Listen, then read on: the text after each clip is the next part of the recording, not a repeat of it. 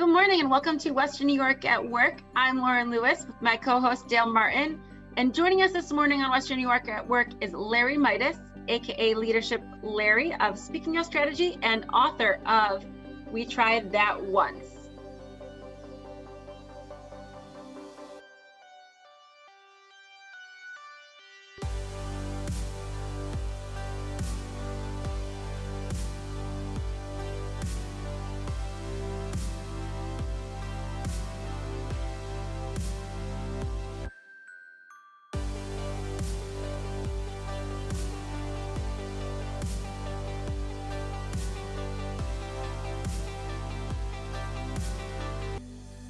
Good morning, Buffalo, and welcome to Western New York at Work with Dale Martin and Lauren Lewis. And gosh, we have another amazing show. Today's guest is Larry, the leadership himself, the founder and speaker of Speaking of Strategy. Good morning. Hi, Larry. Hi, Lauren. Hi, Dale. Thank you for having me on. Kevin, thank you for producing the show. Always great to see you, Larry. How's everything going?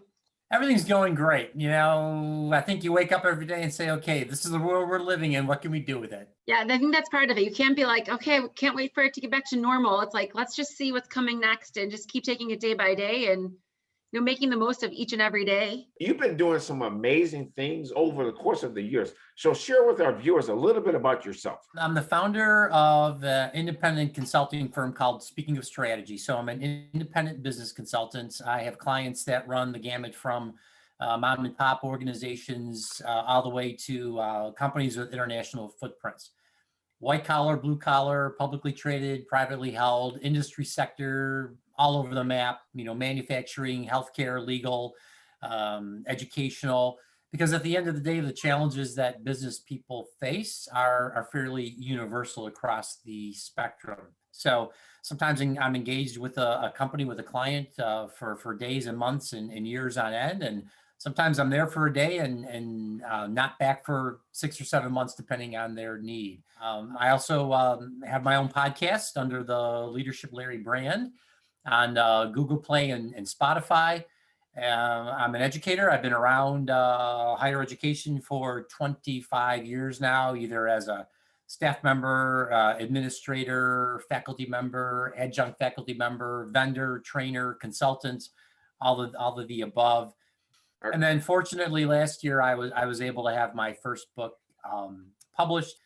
Yes. The book's entitled We Tried That Once and Other Popular Excuses That Sabotage Business Success. So the genesis of the book was I thought, you know, as a employee, as a consultant to businesses, just as a person, as a human being, myself included, we all make excuses. Mm-hmm. And it's convenient. And sometimes the excuses are absolutely 100% circumstantially legitimate.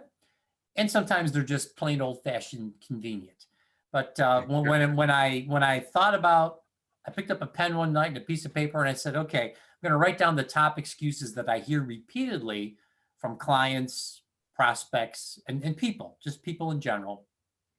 And I wrote down 13 and I said, okay, that's a sign. But and I have a copy of your book right here with me. We've tried that once. I had an opportunity to start kind of looking through it and reading some of the chapters. And I can say as a business owner, I can resonate with a lot of, you know, what's written in here so far. And what I love about what you've, you know, done with your book and how you've formatted it, it's really straightforward. It's easy to read. It's relatable. At the end of each little chapter in here, you have like take action tips. I don't know if you could see that. There are take action tips for each chapter to kind of help you think about, okay, like, well, yeah, I don't like conflict. I hate dealing with conflict. Okay, how do I move forward with that? There's always good conflict. There's bad conflict. There's toxic conflict. And the biggest thing is like, you know, you don't want toxic, you know, a toxic environment in your personal life, in your professional life. So how do we kind of move past that toxicity? And I think you have some great tips, you know, throughout this book as well. And Thank you. Just some of the chapters I like love, you know, it's not my job, not my problem. What motivated you to write that particular book on that particular topic? Like yourself, Dale and Lauren, and I'm sure many of the folks, if not all of the folks, you know, viewing this program, you know, we all read a lot. and in the course of my life, I've read some really great books and I've read some really not good books. And, Yes. I'm kind of an analytical data, how do we approach things type of guy. And I did some research and did some legwork, and I thought, geez, maybe it's only me, but I'm reading a lot of 320-page books that have like 60 good pages, and the rest is fluff or Yeah. repeat. Or I've got a library full of books that I read 1 or 2 chapters and never finished them. And when I met with my publisher for the first time, he said, "You're exactly right." He goes, "We live in an age where people want quick, easily digestible, Yes. actionable books to read in the world of business. Fiction is something else. Romance novels, that's something else." He said, "But when it comes to So business, true. if it doesn't hit people right away, they're going to put it down and never pick it up again." So a Mhm. couple of thoughts we had is can I put action items, not just theories, into the book, which, as Lauren said, I was able to accomplish. One of our thoughts was, when someone's done with the book, I'd certainly like them to hang on to it and keep it. But if they thought enough of it to pass it on to somebody else to read, that's a great sign. We tried that once. Yep.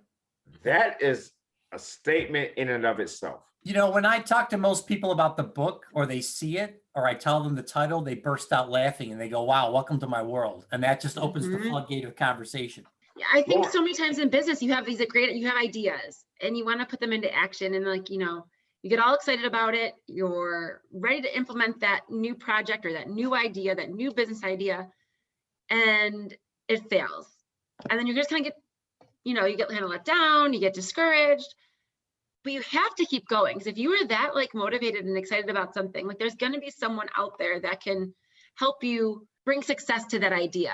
And you got to just keep moving at it. You got to try it more than once. You got to try things more than one time. Because sometimes if you try it once and you don't succeed, keep trying. You might learn from that mistake you made. You might figure out some new ideas of how you can make that a better idea and really make it work for you and for your business. There's so many different ways that people are trying to succeed and grow personally and professionally, that this can resonate with so many different people. When I probe people who say that to me, "Oh, we tried that once." Well, what's even more alarming to me, and I think one of the drivers for me writing the book, was when I asked them, when I drilled down, "Well, tell me what happened. You tried it once. You just told me that. What was the data? What was the feedback? Who was involved? What was the financing? What was the capital?" I asked, and they go, "Well, we don't remember. We don't really know. We didn't really get that serious about it." And you start to peel back these layers of, at the end of the day, you didn't really try. You're just using this convenient excuse to make yourself feel better, to say, "Oh yeah, I tried that. It didn't work. Nobody wants it, couldn't finance it," whatever the case may be. My wife and I were at a Goo Goo Dolls concert at Shays in Buffalo. I think it was 2018. And they stopped the show and told the story of how they wrote the song name. And I referenced that in the book. And they said, we toiled in mediocrity for a decade. No one knew who we were. We were playing in horrific places, living in places that were worse than that. And all of a sudden, pen to paper, one night, Johnny writes this song. Next day, we're megastars with money and gigs and everything that goes with that life. But they could have You're a rock star, guy. We tried that once. To our viewers out there, you're watching West New York at Work with Dale Martin and Lauren Lewis.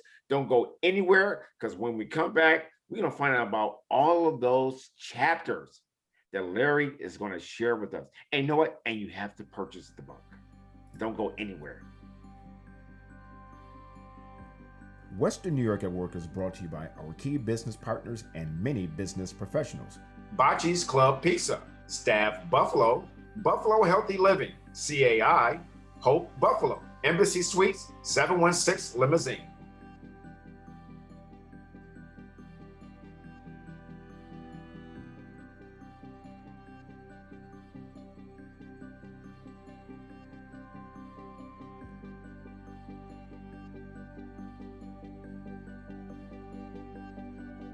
Hi, Sally, owner of Eat Well Buffalo. When we think of the word diet, we often think of being deprived, things we have to omit, and maybe being really hungry. So we need to eliminate the word diet from our vocabulary and focus on a healthy eating mindset. Consider what we can add to our diet to be healthier. If you have a sandwich, think about replacing the white bread with a whole wheat, or possibly using a lettuce wrap. And if it's got a side of chips, think about replacing that side of chips with carrots or tomatoes, or if you can't do that, do carrots and chips. And to that sandwich, add more veggies, whether it be lettuce, tomato, onions, cucumber, sprouts. The right food brings us energy, it helps us move better, sleep better, and be better. So don't wait to get a diagnosis. Prevent disease by eating healthy now, and eat well, Buffalo.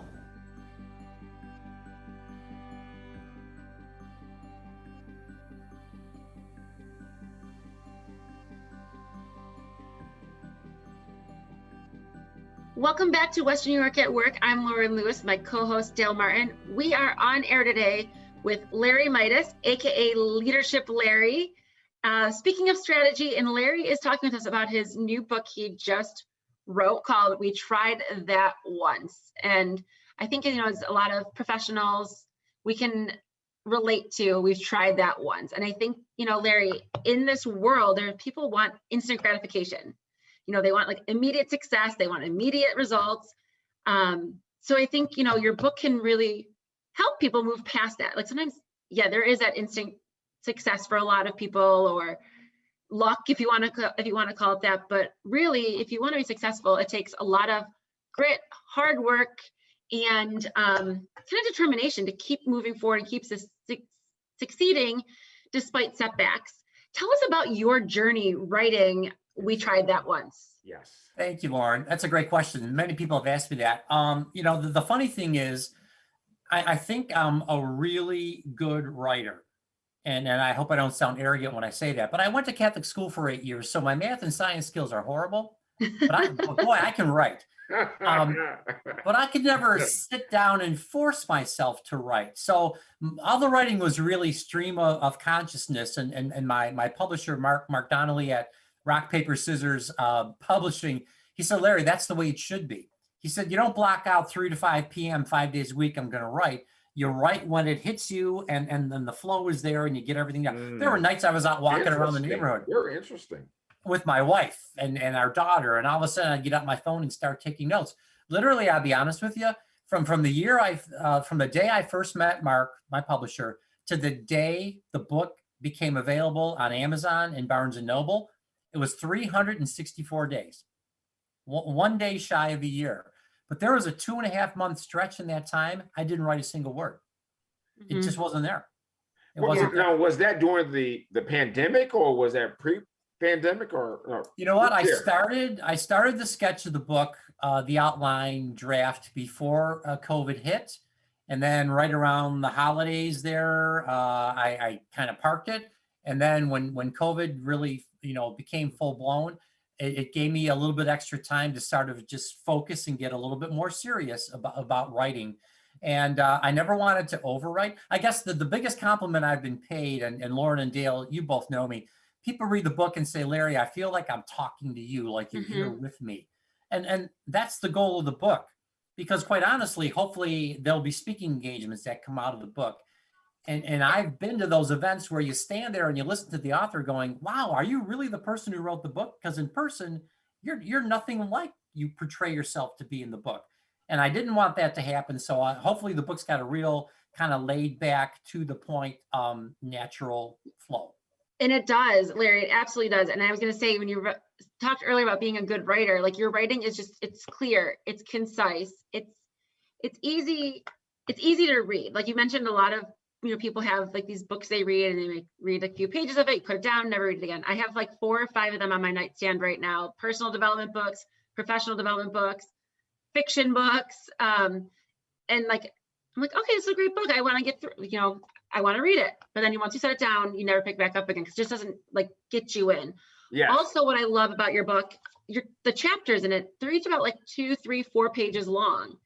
So for me, when I'm reading a book, if I pick up a book and I'm like, oh God, this chapter is like 20, 25 pages, I'm going to fall asleep like after. I'm not going to get there. So what's the point? So I'm like, this is easy. I can read like oh, I'm going to read a chapter.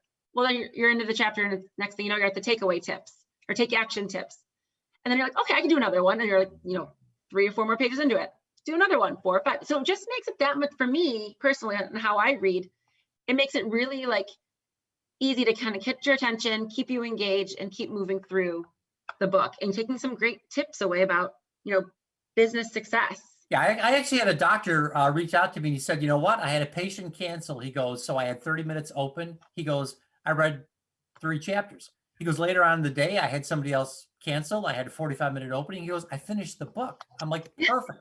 And I think to Lauren's point, everybody can relate at their own level. The first chapter obviously is we tried that once. We've talked about that. The second chapter is called No One Will Notice. And sometimes in business, we just get lazy and go, oh, we take a little product out, we raise the price a little bit, we let the phone ring 10 times before we answer it in our business versus 4. No one's going to notice. Well, the bottom line in that chapter is people notice so much, and we all know the rule. The things they notice that bother them, that are negative, they're going to tell the world, and they're going to tell the world through social media. Yes. So, not to be paranoid, but we have to remember people notice. Lauren alluded to the chapter on not my job, not my problem. We have so many people in organizations in a silo of what their job description is, but not understanding the overall operation and how they fit into the operation of the company. And quite honestly, I think working remotely the last 12 to 14 months for people has reframed what is everybody's job and how do we accomplish things together. I wrote a chapter called That Would Never Work Here, because sometimes when you look at the successful companies, if it's Amazon or FedEx or UPS or Google, people push back and go, well, I'm not that big, I can't do that. And the message of that chapter is you take their best practices and you scale them down to the size of your operation.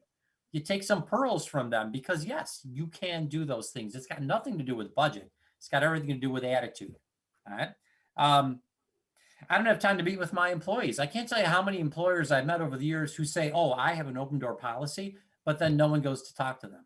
They're either not available, they're in there with the door shut in their office, or the last time people went in there to talk to the CEO, she or he, either threw them out or they left crying. They were so upset. Okay. And Larry, what chapter is that? That last chapter? That's called I Don't Have Time to Meet with Employees. My whole message to employers is your number one resource is your people. It doesn't matter if they're sitting next to you under the same roof or now they're 300 miles away remotely. You have to nurture and cherish and grow that most valuable resource, because if no one comes to work tomorrow, you got a problem. I don't care how good you are. I don't care how much money you have. And we're going to hold you on that thought, Buffalo. You're looking at West New York at Work with Dale Martin and Lauren Lewis. And today we have the leadership guru himself, Larry Mietus. Don't go anywhere. Don't change that dial. When we come back, we're going to find out more exciting information from Larry.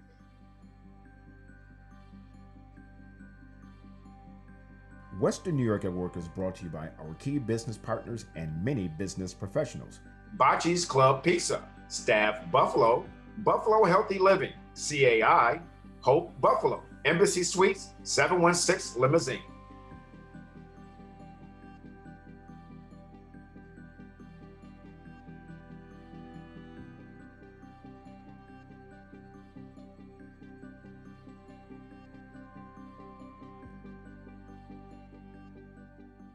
Hello there, Connie Whitesell of Scattered to Streamline Business Coaching here for our Ask the Coach segment. I had a client last week come to me who was frustrated, overwhelmed. This guy is super successful in his work, very driven, very hard worker. But what was happening is his work time was bleeding into his personal time, and it was creating problems. So often in the evenings, he would be home, got a family, 4 children, his wife, and they would be doing activities, going for a walk, just enjoying some time together, even just watching TV. And he'd be sitting there on his computer or on his phone. And he said, really, I wasn't getting anything effectively done. I was distracted with my work and I wasn't fully present with my family. So we started talking about implementing a block structure into his week, so that he could make sure that he has focused time for the different categories on which he really needed to either work or focus on. So examples of that. For any of us, we can typically divide up what we do into categories. For some people like to just work with business. I like to do both business and life. So I have 8 categories. I won't go through all of them, but some examples are, for my work, I have the category of marketing. I have office administration. I have client work, some examples, Personally, I have categories like home administration, volunteer work, personal care. And what I do is at the beginning of each week, I divide my time within each day into blocks. So either half-day blocks or quarters within each day. And then I simply slot those categories into my week. So I know at any time on what I'm going to be working. That helps so much because I can really focus and know the rest will be taken care of another time. I don't have to think or worry about it. So an example, just a quick visual, is something like this, where I have the categories color-coded, and I can just look at it, and I know Friday mornings are office admin time. So I'd like you to consider, where can you implement structure into your life? Structure really creates more freedom. If you have any questions, you can reach me at scattered2streamline.com. Thank you.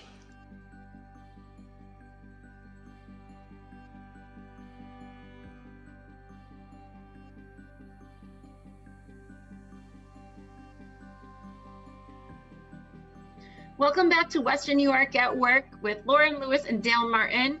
We are here today continuing our conversation with Larry Mietus, aka Leadership Larry, and his book, We Tried That Once. Now, Larry, you've been kind of walking us through some of the chapters of the book, and you mentioned you have a favorite chapter. So why don't you tell us a little bit more about, like, you know, your favorite chapter in the book and what got you there? Interesting. Yeah, great question. Thank you, Lauren. My favorite chapter in the book comes near the end, and the chapter is entitled "That Culture Stuff is Crap." Because as a consultant and out there in the world working with businesses, I personally feel like there's no middle of the road. There are either companies and cultures that understand that concept and how powerful culture is, and there's companies that don't get it at all, don't want to get it, don't want to learn about it. And I rarely find companies in the middle. And, you know, sometimes companies say to me, well, we want to develop all of our employees into A-level employees. And I'll stop them and say, well, why don't you build an A culture first? Because then that culture will automatically attract A potential employees in the marketplace, because you'll have that reputation. Think about our own marketplace. Companies like Wegmans, companies like West Her. People know what they stand for. They know how they're going to be treated. They usually don't have trouble attracting employees or keeping employees because there's a culture there. And quite honestly, both those organizations live under the mantra of the employee is number one, the customer is number two, but the owners of those companies never have to worry about how their customers are going to be treated because they know how their employees operate, what mindset they have, and what they believe in. So, you know, if there's any downside to that, it's that some people think you can change your corporate culture like flipping a light switch on the wall. And the reality is research has shown us, reality has proven to us that if you're going to change the culture and rebuild it in an organization, it takes 2 to 3 years.